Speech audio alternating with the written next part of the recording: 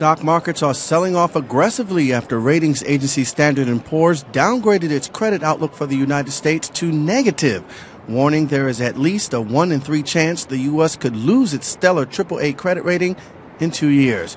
For S&P, it all boils down to Washington's inability to come up with a plan to tackle the huge federal deficit relative to fiscal restraints in other countries.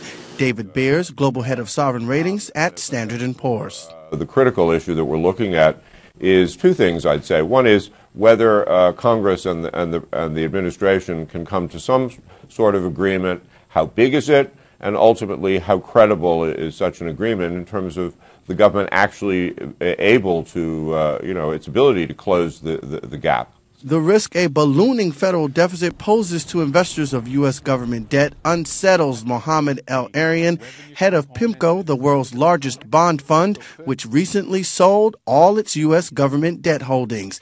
A downgrade would be far-reaching, warns El-Arian. And let's not forget that impacts every single American. If the U.S. were to lose its AAA, borrowing costs would go up for everybody. The dollar would be weaker, and the willingness of the rest of the world to hold our assets would go down.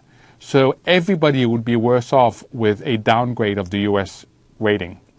Analysts say a credit outlook downgrade doesn't mean a ratings cut will actually come, but the threat may be enough to get lawmakers to come up with a plan before Wall Street forces them to.